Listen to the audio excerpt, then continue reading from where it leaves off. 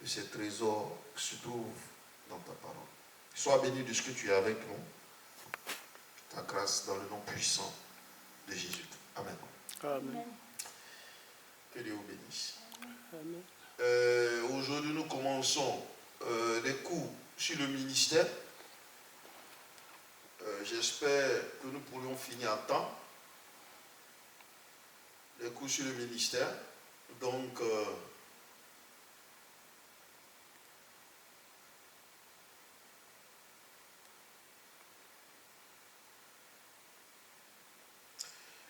c'est l'ordre graduel dans le service de Dieu. Hein?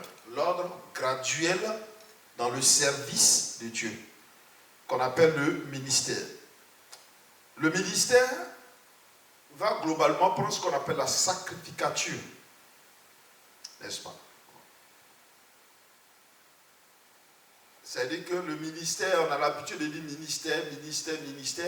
Mais nous allons comprendre, n'est-ce pas, non? C'est pour ça qu'un ministère, ok? Et de manière fondamentale, c'est pour ça que la sacrificature englobe tout ce qui va concerner le service, c'est-à-dire l'appel. Ce qu'on appelle la sacrificature. Ok? Donc dans la sacrificature, nous avons 3 étapes. Ce sont 3 dimensions dans la sacrificature. Donc, dans la sacrificature, on a la dimension la plus élevée qui est la position du souverain sacrificateur. Seulement, c'est qu'aujourd'hui, ce que vous devez retenir, c'est que le souverain sacrificateur,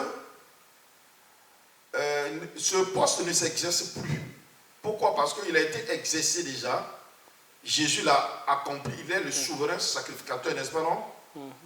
D'éternité en éternité. Il a accompli. Il occupe ce poste-là de manière perpétuelle. Ok? Donc, sur la terre, il n'y a pas de souverain sacrificateur, présentement. Il n'y a que des sacrificateurs. Mais il n'y a pas de souverain sacrificateur. Donc, ça veut dire que quoi? Si on regarde l'emplacement et la position du souverain sacrificateur, dans la disposition du tabernacle, n'est-ce pas? Le souverain sacrificateur est déjà rentré dans le lieu très saint. Il a déchiré le voile, ok? Donc, cette partie de la souveraineté de Dieu a été révélée au monde. Donc, le souverain sacrificateur a accompli l'acte de la sacrificature de cette partie-là de manière définitive. Donc, il est le seul qui est rentré là-bas. Amen. C'est à lui seul ce droit-là. Et cela sera permis au peuple et aux enfants de Dieu d'avoir accès avec lui, n'est-ce pas, à sa venue. Pour le moment, cette partie de la sacrificature, ok, est fermée. Ok, il est le seul qui soit rentré. Et cette partie-là, aujourd'hui, est fermée. Il est le souverain sacrificateur par excellence. Ce qui fonctionne aujourd'hui, c'est les 2 éléments qui sont en dessous du souverain sacrificateur qui va plus nous concerner, nous qui sommes sur la terre, n'est-ce pas? Donc, j'ai dit que dans la sacrificature, il y avait 3 parties. Il y a le souverain sacrificateur, il y a le sacrificateur et il y a le lévite. Ok? Donc, le sacrificateur, il est d'actualité, il exerce son sacerdoce. Et le lévite aussi fait quoi? Exerce son sacerdoce. Ok? Donc, comme je disais, le souverain sacrificateur, c'est Jésus-Christ. Parce que cela n'existe plus parce que ça a été accompli. Ok? Le sacrificateur, il est toujours d'actualité, donc les pasteurs ou les responsables d'église. Donc, dans une église, selon l'organisation graduelle des responsabilités au niveau du sacerdoce, n'est-ce pas? Celui qui occupe la position de sacrificateur est le pasteur. C'est-à-dire que celui qui exerce le ministère, c'est-à-dire que la fonction de responsable d'église est dans la position du sacrificateur aujourd'hui, c'est-à-dire de notre temps. J'ai fait un parallélisme, voilà, rapprocher les entités. Donc, celui qui exerce aujourd'hui la position du sacrificateur, non pas souverain sacrificateur, mais sacrificateur, c'est le pasteur. Donc, ça veut dire que quoi? Le sacrificateur, selon la disposition du tabernacle, ne pouvait que traverser le parvis et s'arrêter où? Au lieu saint. Donc, le sacrificateur ne peut pas aller dans le lieu très saint. le sacrificateur s'arrête au lieu saint. Donc, les pasteurs, ceux qui sont établis sur les œuvres, sont établis sur l'église, qui conduisent aujourd'hui le peuple de Dieu, ne s'arrêtent tous que sur le lieu saint.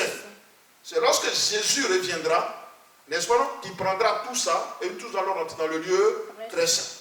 C'est pourquoi il dit, je viendrai chercher, n'est-ce pas, non, mon église. Et nous tous nous allons rentrer dans le lieu saint de manière perpétuelle. Sur pour l'instant, le seul point d'action, c'est-à-dire que par vie, lieu saint. Par vie, lieu saint. Donc, de manière graduelle, l'église pousse, et l'excellence de l'église ne s'arrête qu'au lieu saint. Amen. Pourquoi passer dans le lieu très saint? Ça ne veut pas dire qu'il n'y a pas de communion avec ce qui est dans le lieu très saint.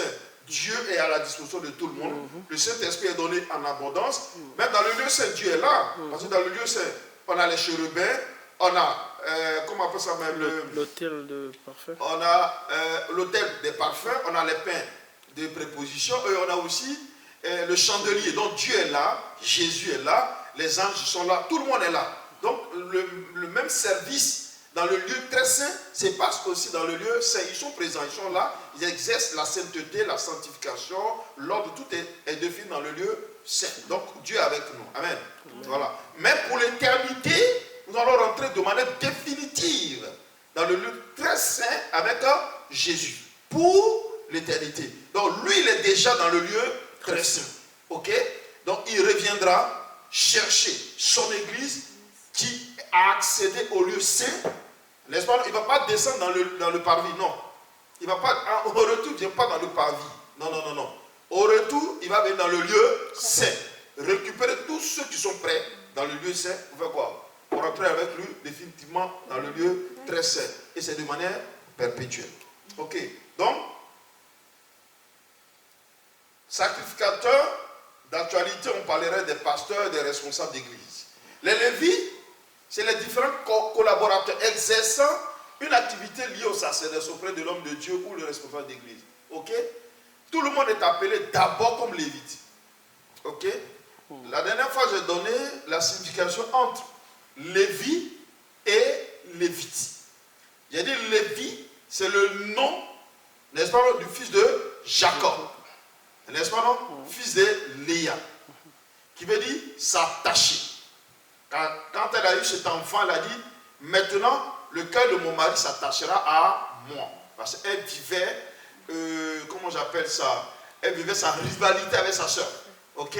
Et Jacob aimait plus sa soeur qu'elle. Donc, elle vivait ce problème de rivalité, ce problème d'amour auprès de Jacob, son mari. Ok? Donc, elle a donné ce nom à l'enfant pour dire, maintenant, il s'attachera à moi. Ok, mais Dieu a récupéré cet enfant pour dire que l'homme, la nation, le peuple, mon peuple s'attachera à moi. Amen. Il s'attachera à moi dans le sacerdoce, dans le service. Donc, Lévi, il va ajouter le TE. Le TE qui s'ajoute à Lévi pour devenir Lévite. Donc, le TE veut dire sacerdoce. Et Lévi veut dire s'attacher. Donc, quand tu as appelé au sacerdoce. Ok? Tu as appelé au sacerdoce. Lévi qui veut dire s'attacher au sacerdoce. Donc, Lévi qui est s'attacher, et TE qui veut dire sacerdoce. Donc, s'attacher au sacerdoce. Amen. Amen. Voilà. Donc, Lévite est le point en dessous, le premier point par lequel, n'est-ce pas, donc, on est censé exercer tout sortes de quoi? D'activité dans l'église. Donc, quand on rentre d'abord dans une église, on est d'abord quoi? Ouvrier. Ok? Et ensuite, on a un appel qui va se présenter dans l'exercice de cette fonction d'ouvrier. Amen. Amen. Donc, ce que vous devez savoir dans le ministère lui-même ne se présente pas d'abord. Dans l'église, en tant que responsable d'humain, la première chose que vous devez observer, c'est qu'une fois que l'église locale est ouverte, tout le monde rentre dans l'église locale en étant d'abord que des ouvriers. Ok? Dans l'ouvrier que nous sommes en train d'exercer, nous allons recevoir, en tant qu'ouvrier, de l'ouvrier, on devient comme tous des lévites. N'est-ce pas? Une fonction va nous être donnée. Ok? Et dans cette fonction, en exerçant en tant qu'ouvrier, il y a une orientation qui va être donnée en fonction du don que nous avions. Il y a une remarque qui sera faite. Nous allons nous rendre compte que telle ou telle personne a une telle habitude, est engagée sur telle manière de faire les choses, aime faire ceci, cela. Ok? Pourquoi? Parce que dans la maison de Dieu, ce qui nous permet d'exercer les activités de Dieu, c'est les dons. Les dons ne nous sont pas donnés à nous. Ce n'est pas qu'il y a un endroit où on peut prendre des dons. Non, c'est le Saint-Esprit qui donne les dons pour exercer les activités que Dieu voudrait qu'on donne. Parce que Dieu étant excellent, le don nous amène à faire des choses excellentes, selon la volonté de qui? De Dieu. Amen. Amen. Voilà. Donc dans la maison de Dieu, sans des dons spirituels, on ne peut pas être agréable à Dieu dans la manière d'exercer le sacerdoce. Dieu étant excellent parce que le don est le canal par lequel le Saint-Esprit s'exprime. Donc disons que le Saint-Esprit, à travers nous, accomplit les volontés de Dieu, comme lui, il le voudrait. Ok. Donc les dons sont, comme on a dit la fois dernière, le don c'est comme un canal par lequel le Saint-Esprit, n'est-ce pas non, passe pour exercer lui son sacerdoce. C'est-à-dire faire ce dont pourquoi est-ce qu'il a été et qu'il existe. Ok. Faire la volonté de Dieu. Donc accomplir sa volonté comme il le veut. Ok. Donc il est nécessaire de comprendre que sans don spirituel, on ne peut pas être agréable à Dieu. On ne peut pas faire ce que Dieu voudrait qu'on le fasse. Ok. Si on n'a pas de don spirituel, on ferait les choses de manière charnelle, selon l'intelligence. Mais le don spirituel nous amène dans le surnaturel, c'est-à-dire qu'on engage le Saint-Esprit, qui va faire ce dont, pourquoi est-ce qu'il est venu, bien qu'il est là, c'est-à-dire faire ce que Dieu voudrait que cela se fasse. Quelle que soit la création, quelque chose qu'on fait, si le don spirituel ne se manifeste pas, on reste au niveau de l'intelligence humaine. On reste au niveau de la capacité humaine. Mais quand le don spirituel se présente, on monte automatiquement dans une autre dimension. Les choses deviennent surnaturelles. Ok? Donc, l'appel, je l'ai dit une fois ici, que l'appel est reçu. Lorsqu'on rentre comme ouvrier, on va commencer à exercer toutes sortes d'activités dans une église. Donc, demain, vous êtes censé avoir des personnes avec vous. Ils vont se présenter. La première des choses, vous devez être de parfaits observateurs. Il faut savoir regarder. L'une des armes que vous allez utiliser, c'est d'abord la patience. Il faut être patient en observant. C'est comme un enfant. On regarde son enfant pour voir les qualités, n'est-ce pas, non, qui se dégagent des habitudes de cet enfant. Si tu n'observes pas ton enfant pour déceler en lui ses qualités, tu ne sauras pas ce qu'il aime et sur quoi son cœur s'oriente. Amen. Parce que c'est ce qu'il aime qui va déclencher son don et le don va l'amener à être excellent. Amen. Parce que le don est divin. Mais ce qu'il aime vient de son caractère, vient de son propre cœur. J'ai dit ici que l'appel prend en compte le caractère de l'individu et de la personne. Ok. Dieu ne te donne pas de travail pour lui en te divisant en deux ou bien en te séparant de ce que tu es. Non. Dieu prend tout ce que tu es pour le servir. Ok? Il prend ton caractère, il prend ta nature, il prend tout ce qui t'incarne, n'est-ce pas, non? Pour son service à lui. Ok? Donc ton appel va prendre en compte tout ce qui est toi. Alléluia. Donc, beaucoup de personnes, à travers, comment je dirais ça, à travers les activités de l'église, en tant qu'ouvriers, vont commencer à manifester des dons. Vont commencer à faire connaître un peu leurs habitudes, leur manière d'être, ce qu'ils aiment, et l'orientation de ce qu'ils aiment. Ce qui va définir leur appel. Amen. Amen. Voilà. Ce qui va définir leur appel. C'est très important ce côté-là. Et en définissant l'appel, nous allons voir que l'appel, en se définissant, va présenter les choses d'une certaine manière. C'est-à-dire que quoi? J'ai dit ici que l'appel se présente de plusieurs manières. J'ai dit ici que l'appel, on peut recevoir son appel par un songe. C'est-à-dire que, étant dans la maison de Dieu, ok, en tant qu'ouvrier, tu vas recevoir ton appel d'une certaine manière. Ok? soit par un songe, c'est-à-dire que tu avais un songe de manière personnelle, Dieu, n'est-ce pas, en venant vers toi pour te signifier qu'il a besoin de toi, n'est-ce pas, non, dans sa maison de manière spécifique. C'est-à-dire que quelque chose que tu as fait de manière spécifique.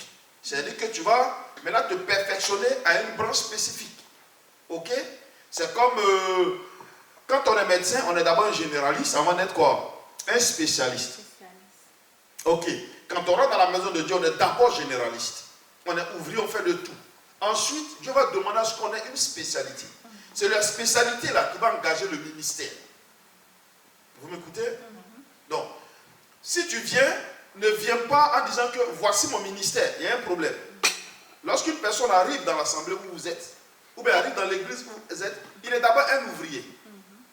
Et c'est dans l'exercice de cette activité en tant qu'ouvrier, n'est-ce pas, non, que son appel va se présenter. Ok? Et ça se présentait comment? Soit en travaillant, il va recevoir lui-même son appel, c'est-à-dire que quoi? Par un songe, il viendra pour dire, ah, j'ai reçu un appel, mon appel, Dieu s'est révélé à moi dans un songe et voici ce que j'ai vu. Et il viendra trouver l'homme de Dieu établi sur cette terre pour dire, voici ce que j'ai vu dans ce songe. Et l'homme de Dieu va lui dire, ça c'est un appel de Dieu. Ok? Ou soit c'est par une vision. Il aura une vision de son appel. Ou bien ça sera par une voix audible. Une personne par exemple qui a reçu son appel de manière audible, c'est Samuel. Samuel a entendu la voix de manière audible de Dieu, l'appelant pour l'exercice d'une activité bien précise, n'est-ce pas, pour faire une chose précise.